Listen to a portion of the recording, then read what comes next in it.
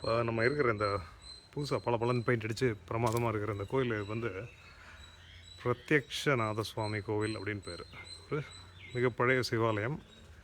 இது வந்து வரதம்பட்டு அப்படிங்கிற ஒரு கிராமத்தில் இருக்குது. இந்த வரதம்பட்டுங்கிறது கொஞ்ச நேரம் முன்னாடி நம்ம பார்த்த திருவாலப்புத்தூர் அப்படிங்கிற வாழ்வொளி புத்தூர்லேருந்து தெற்க ஒரு கிலோமீட்டர் வந்தீங்கன்னா இருக்கிறது தான் இந்த வரதம்பட்டு. இந்த வரதம்பட்டுங்கிறது திருவாழ்வொளி புத்தூர் வந்து அர்ஜுனன் புராணத்தோடு சம்மந்தப்பட்டது. இது அதுக்கும் முந்தைய புராணம், அதாவது ராமாயண காலத்தோடு சம்மந்தப்பட்டது.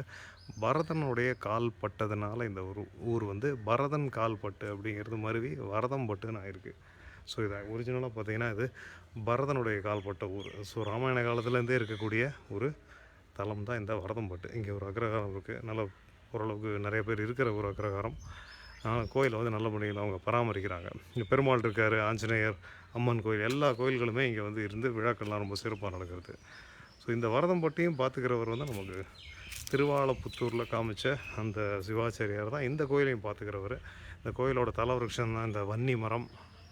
இந்த வன்னி மரத்து பத்திரத்தை தான் நமக்கு வந்து அவர் பிரசாதமாக கொடுத்தார். ஸோ இது பரதம்பட்டு. இந்த கோவில்லேருந்து தெற்கு போனோம்னா வில்லியநல்லூர்னு வரும். இது ஒரு வில்லியநல்லூர். திருமணஞ்சேரிக்கிட்ட இன்னொரு வில்லியநல்லூர் இருக்குது. அதுவும் ரொம்ப தூரம் இல்லை, இங்கேருந்து ரெண்டு பக்கத்தான 2 வில்லியநல்லூர் இருக்குது. இங்கே இது ஒரு வில்லியநல்லூர், அங்கே ஒரு சிவாலயம் இருக்குது. அது தெற்க போனீங்கன்னா நீடூர் பாடல் பெற்ற ஸ்தலம். அப்படியே போனோன்னா மாயாரம் வந்துடும். ஸோ இதனால் இதெல்லாம் வந்து ரொம்ப இந்த பழைய காலத்திய கோயில்கள், தஞ்சை மாவட்டத்து கோயில்கள், இந்த பெல்ட் ரியல் ஹார்ட்லேண்டில் இருக்கிற கோயில்கள் இதெல்லாம். ஸோ இது ஒருத்தான் நம்ம சிவாச்சாரியார்.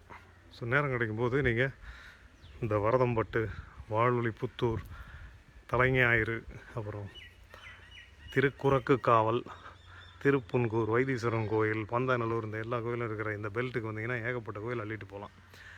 ஓகே, இந்த கோயிலுக்கெல்லாம் வாங்க கட்டாயம். நான் உங்களை இன்னொரு வீடியோவில் பார்க்குறேன். நன்றி, வணக்கம்.